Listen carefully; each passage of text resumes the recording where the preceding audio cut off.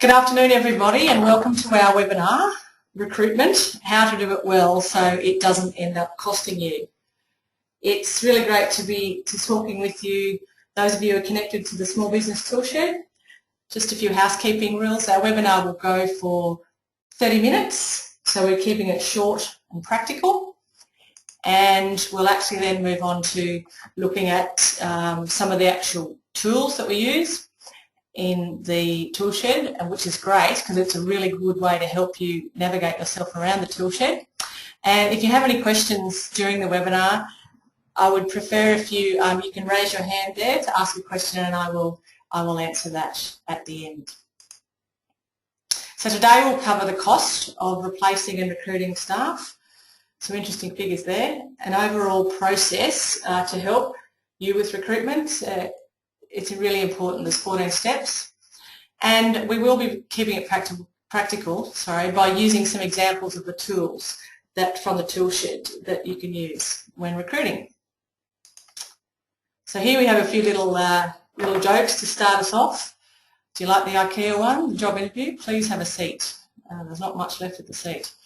And our web designer over there. But recruitment is something that many of us are faced with regularly, but doing it well is the next key. Before you launch into employing anyone, I think it's really important that you have to start by asking the question, why am I, or why are you recruiting? So there's 4 examples there that could be reasons why that you're actually recruiting. You have to replace a staff member that has left your team. You may need to add a position to assist with the workload of an existing staff member. You've actually had to remove a staff member from your business because their behaviour or what they were doing was actually detrimental to the workplace. Or you require a totally new position because you're going into a new service area, or you're actually growing as a business and you require some new skills in a particular area. Just on point number 2, I think is one that I just briefly like to touch on. I think what we need to do is often be careful. I think at times, and I'm saying this with respect, that when things get busy and we get overloaded, ourselves included as business owners, your current staff will often say that they need more staff. In our travels, as we move around, we actually always hear people talk about, we just need more people. And one of the things that I always suggest is, it may not be the case. You should do a little bit of investigating to see what really is the cause of that overwhelmed feeling for those staff. So, are they actually efficient in how they're spending their time? They need some support in doing that. Having poor equipment or old equipment actually hinders performance. So maybe you need to look at making that connection to investing in some other equipment so it's not taking people so long, like really old computers or something like that. Things for outside people, poor equipment that's broken or continually breaks, that just slows things down. Lack of procedures is always a problem because we can find that people are reworking things. Didn't we do this last week? But we can't remember how we did it because we actually have not a procedure recorded. So procedures or lack of could actually hinder your current staff's performance, and you're wasting time, or they're wasting time because they're reworking things.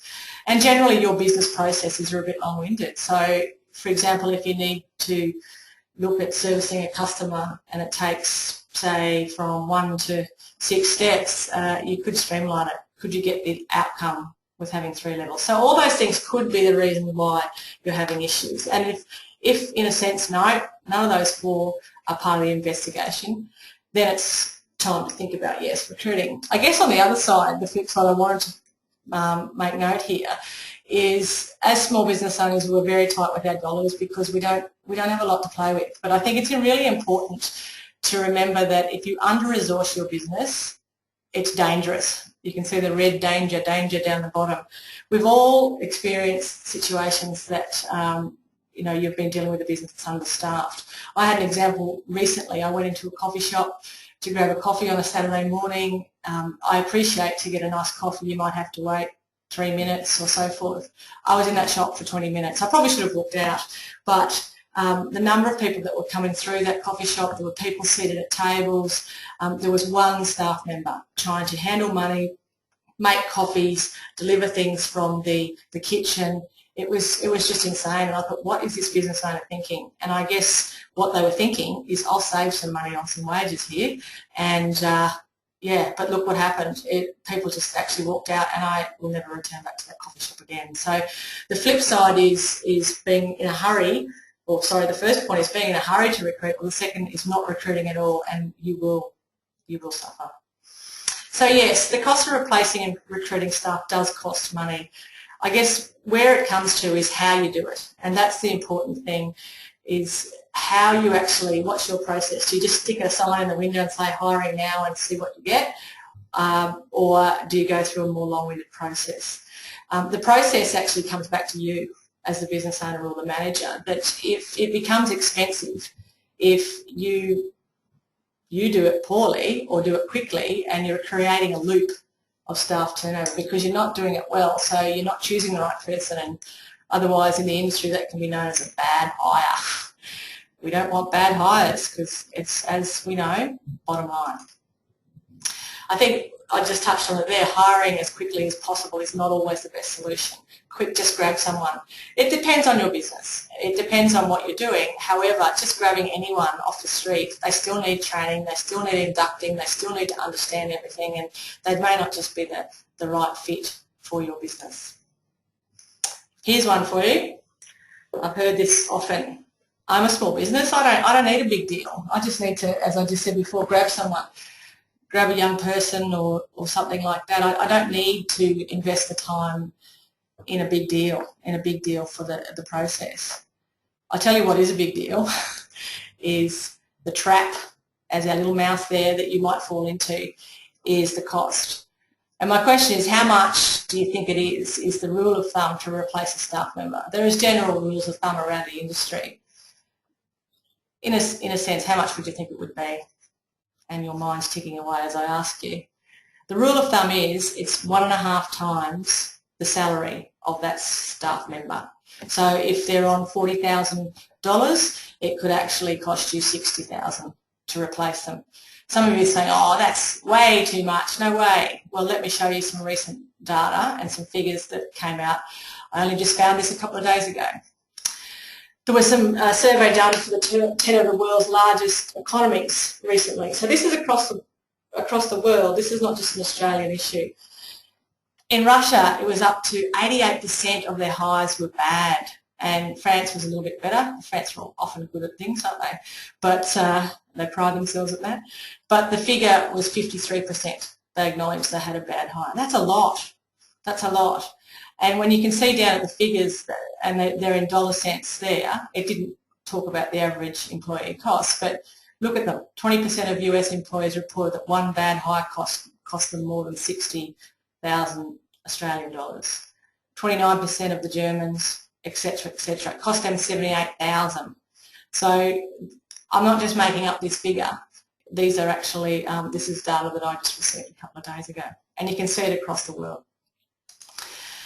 So what are those costs? You're probably thinking, well, you know, okay, there's the obvious one, which is the job vacancy advertising. That costs, and depending on where you do that, if you stick a sign on the window, it costs you nothing. But, you know, whether you're doing it online or newspaper or however you're doing it, using good services on the internet, there's those costs. There's the interviewing time, preparing and actually selecting a panel and reading applications and running the interviews and that whole process. We recently recruited here in our office, and I did the maths, and for that process it cost us $9,000.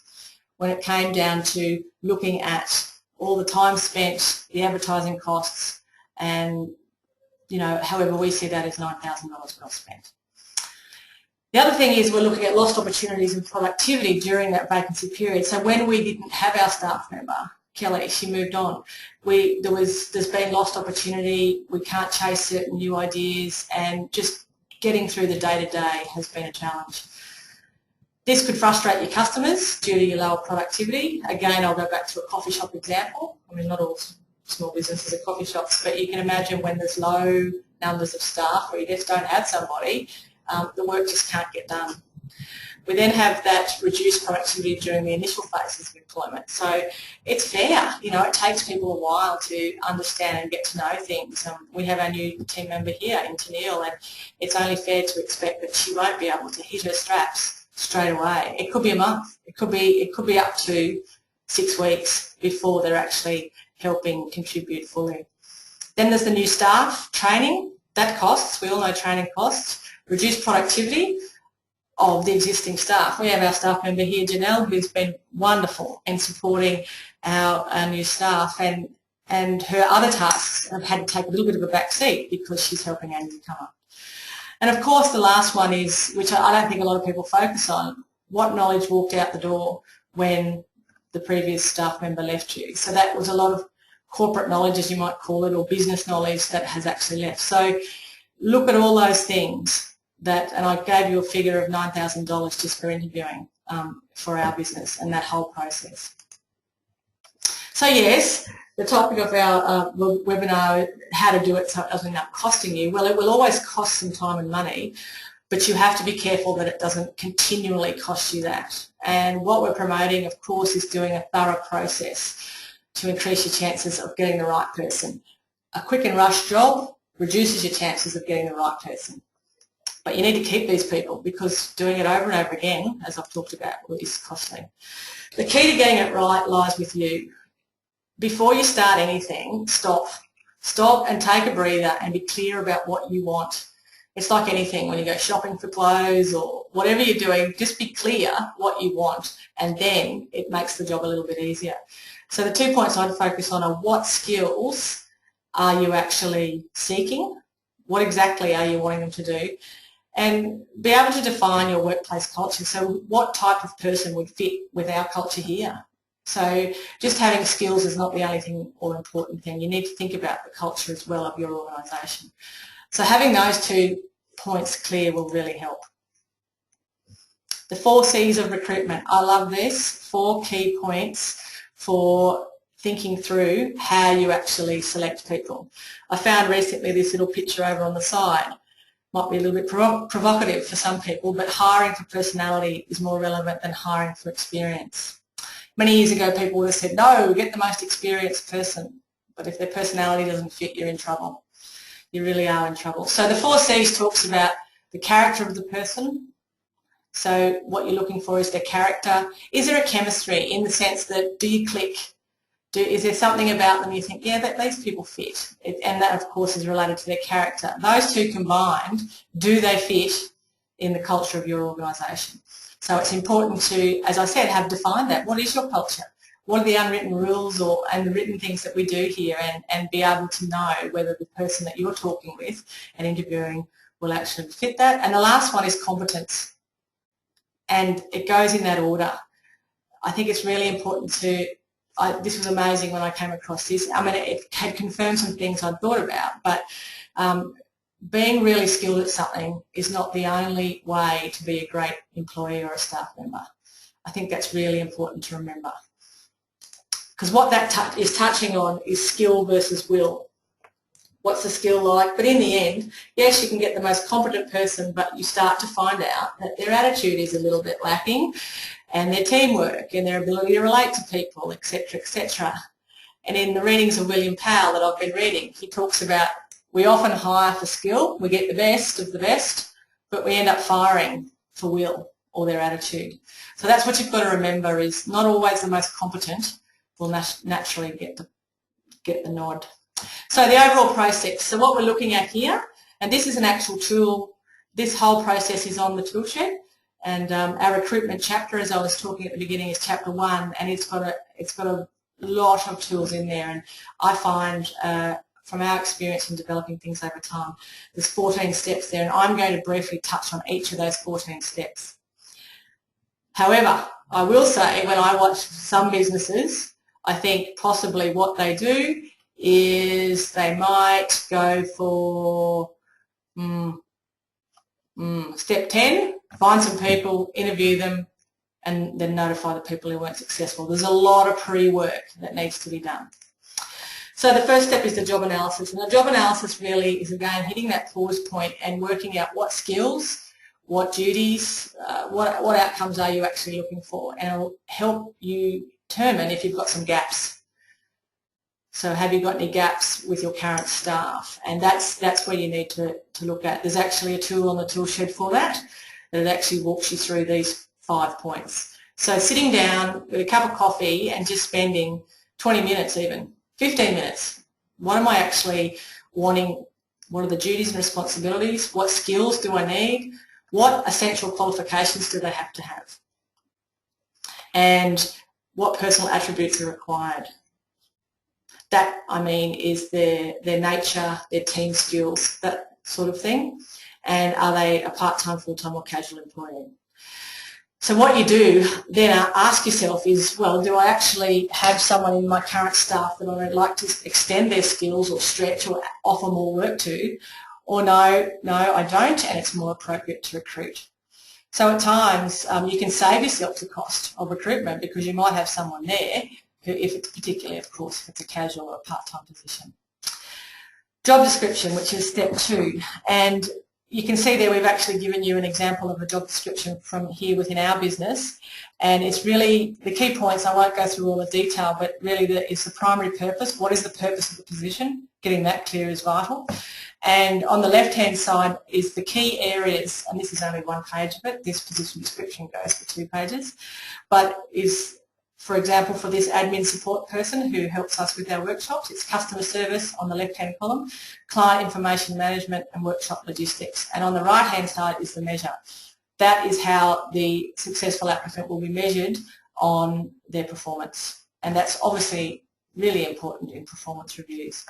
There is a template on the Toolshed that's empty and blank. There's some samples there, but there's actually an empty one there for you to fill in. A duty statement is step 3, and a lot of people, I think, miss this step, and I think it's really vital. A duty statement is different to a position description because it actually doesn't talk about measures per se. It talks about more of the responsibilities and the day-to-day things that they have to do in their job.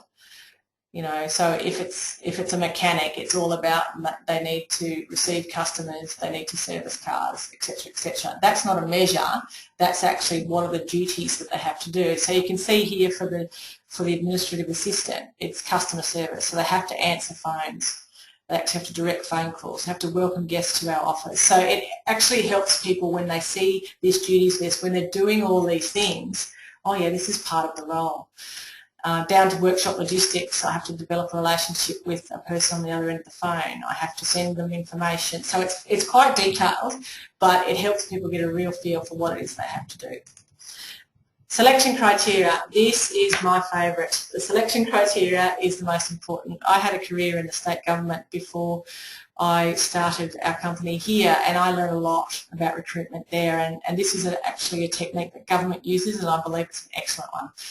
Selection criteria is all about identifying the specific criteria you are looking for from applicants. Resumes aren't enough. I can read someone's resume, yes, they've done this and they have done that, but I can't actually make a clear fit. Will they fit in my team, let alone fit in the position? So the selection criteria are generally about 5 points, and here's some examples here of the recent position that we advertised. So the selection criteria 1 was demonstrated ability to create workbooks, documents and use the Microsoft suite. Number 2 was demonstrated keywords, see them? Demonstrated ability. So what actually happens is when the applicants see the advertisement, they actually have to email and request this selection criteria. It really sorts people out because A, some people don't do it, and B, it actually starts to look for examples, context, outcomes, because a lot of people can say a lot of things, but these criteria actually help you sort it through. So demonstrated ability, demonstrated experience. So we don't expect anything more than about, you know, half a page, really, an A4 page for each criteria. And it does. It makes applicants have to sit there and think about, well, how would I answer this and what can I give? Because I can't, again, as I said, pick all of that up from the resume. So we advertise a position. There's an example. Again, on the Toolshed, there's this sample, and there's a blank template for you to be able to use. And you have a job title, location, a short description, features, purpose, that came straight from the job description. So you can see if you've done all your previous prep, putting this stuff together is easy because you just cut and paste from all your previous thinking. That qualifications experience, that came from the job description. And you'll notice here, be very clear about what you want. And you can see down the bottom here too, please visit our website. And we had down the bottom, which a lot of people missed, contact Janelle to ask for the position description and also for the selection criteria. Vital. We had over 100 people contact us about this job, 100 people through Seek because we advertised this on Seek, which is quite an economical way to do it.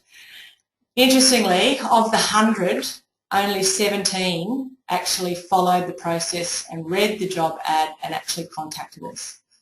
You know, that's only about under 25%. So when you think about it, under 20%.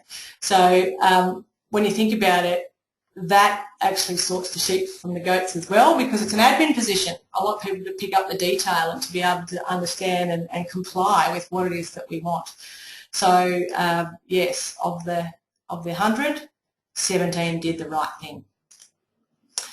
All right, now step 6 is selecting your interview panel, and often I do suggest that it's not just you as the business owner, that you have a couple of others. I wouldn't go any more than 3. I've sat on interview panels before where there's 4, sometimes 5, and it's very daunting and overwhelming and potentially unnecessary. In our situation, we had the 2 business owners, but we also had a staff member who was Janelle. And apart from upskilling her and providing her with wonderful opportunities, it was so vital to hear her input because A, she has to work with this person, and B, she actually used to do the job. So she knows it better than I do. So she's actually was selected as a panel member to be part of our panel. Step 7 is creating the shortlist. You might hear a lot of phrases, a lot of words thrown around in recruitment, but the shortlist, our definition is the chair of the panel, which was me, is I review all the applications. So I didn't review the 100. If you didn't play the game, you didn't get in. So the 17, what I actually did was go through those 17, and to save the time of Maria, the other panel member, and Janelle, I actually could see there were some of the 17 who didn't really answer the criteria at all or gave me a line. And it really wasn't useful to waste their time or to print off their applications, all those sorts of things. So I actually reduced that long list down to a short list. So I went from 17 to 9. So there were 9 people that I actually presented to the panel and said, these are the people that we together will select some interviewees from. The key part here is to remember that it's not just up to one person. We're a team. When we're selecting this person, it's a team. So the long lists get reduced to a short list, and that's who you then actually assess. This next tool here, assessing the short list, is one of the best tools I've ever used. And I've used some tools in my time. This is a shortlisting matrix. So each of your panel members has one of these sheets of paper, or had one for each of the 9 people that we were considering.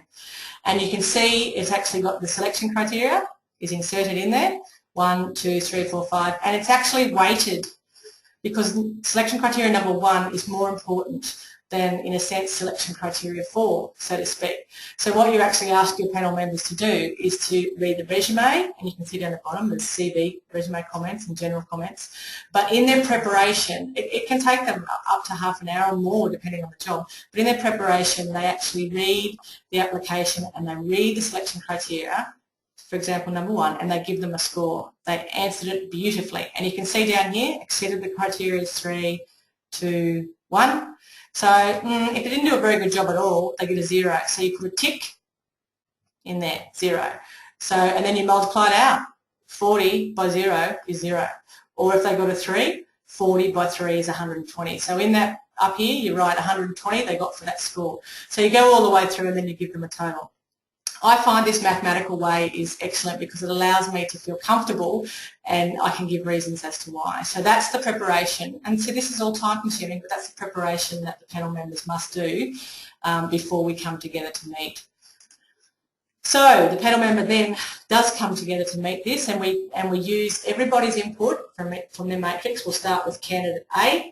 Let's have a look at this, and we'll spend 10 minutes going around sharing, and as the chair of the panel I create a master matrix. Because, and interestingly, often I will give a person a certain score and Janelle will give them one, and I listen to Janelle because she's an important part of our team and she knows the role, and it's about getting some consensus. So I might not necessarily change my score, but accept, okay, I can bring that from a 3 back to a 2, but we collectively decide. So you go through and you then mathematically have gone through the whole process, which is wonderful, and you actually then have your top one scored. Also, I think it's important that you've considered the resumes, so there's some qualitative stuff there too. It's not all just about numbers, but the numbers help. In that actual meeting that you have together, you actually also prepare the questions that you'll have for the interview. We actually ask our people to arrive 10 minutes before the start because we give them the questions. We don't see job interviews as a test. We actually think it's really important that people have time, because we know some personalities, particularly introverted people, they need time to think. So I don't want to punish those people by testing them. So asking them to come early is great, and they can actually then spend time thinking about some quality examples, because we want to get the best out of them and help them feel relaxed. You then actually, after you've done your questions in that meeting, you prepare a practical. We always ask, particularly say for an admin job, our people to perform as part of the interview a practical activity. It goes for about 30 minutes. They are put under the pump a little bit, and it's to test them and it's to see, because so many people can write things on an application, oh yeah, I can do that. But when you actually test them, it's interesting to see. And then you just, of course, clarify your work arrangements and hours of work and so forth. So all this thinking's been done in that meeting. The chair of the panel has a little bit more of a role to make sure all these things are done, and the paperwork's photocopied for the panel, etc., etc. Okay, inviting the candidates for the interview. We're up to step 10, 4 to go. So we do that by phone, a little bit of light conversation, time and place. I would have a checklist in front of you of the things that you want to convey, what they may need to bring, where they park, and explain to them to come 10 minutes earlier. You might say 15. 10 minutes earlier to be able to read the questions and understand what it is that you're doing. So do your prep before you get on the phone, because you don't want to sound all over the place, and as the business owner you would like to sound professional. So you could use that checklist right there as to what it is. I actually also follow that up by an email. I send them an email to actually confirm all of that in writing, so there's no confusion. We then have the interviews, and of course all this pre-work's been done before the actual interview has occurred, but of course it goes without saying you need a quiet room with no distractions. Another one of our team members here, Donna, does a wonderful job in welcoming everybody and getting them a coffee, letting them feel relaxed, and so it really is a team effort when you're recruiting, and it goes without saying that having relaxed interviewees helps the process. But what you need to do is also, when you're scheduling, is to allow time, so time between interviews. But my point there too is also with your questions, every question that the person's asked is scored out of 20. They might be asked 10 questions, so it's out of 50. Your practical is also given a score out of 5, so each of the penalties. So it's all again mathematical, and after all the interviews you need then time to sit and actually weigh up what you've got. But again, I can't speak more highly of making sure you've got plenty of time, at least half an hour before the next person arrives, because you won't remember at the end of the interviews actually what actually occurred or what did that person say. Referee checks. The jury's out a little bit on referee checks, because it is a bit of a traditional way to check a candidate's suitability. Once upon a time it was one of the ways, but yeah, I think if you're going to do it, contact the referees only of the preferred applicant. And if you've got two that are close, you might talk to both. But we rely very much on that practical, if they can do what they say they can do. And the last point there is offering the job to the prepared candidate. So once you've done your analysis, you might need time to think about it overnight. It's been a long day. We've often been here till well after 5 talking it through, but because of our scoring system and because of our preparation, it becomes obvious. We are also very clear about that culture and the person we're looking for. So as the chair of the panel, I then make the call to offer the job verbally, and once that person's accepted, you might need to give them some time. They might need to think about it overnight. Then I wouldn't rush, but then you call the others to tell them that they weren't successful. I think it's really important and respectful to phone them, don't email them. It can be challenging to make that phone call, but to actually say, I'm sorry that you were unsuccessful, but it's really important that you phone them. A letter or an email is suitable for the other applicants. So if you interviewed for the 3 who weren't successful, get a phone call, but the other of the 17, they can get an email or a letter. And the last part there is induction. Induction needs to cover all these things. And, that is a whole webinar in itself. But the job just, once you've got the person, it doesn't finish there. It really is just a part of it. We step into induction and all the things that have to occur. And a good induction really takes between 3 to 6 months, which is not just the social stuff and, where's the tea room, the social club. It's also about, as the business owner, supporting your people. All right. As we draw our close to the end of the webinar, some of you are possibly sitting there thinking, oh my goodness, this all seems too much. It's too long-winded. It's just going to take up too much of my time.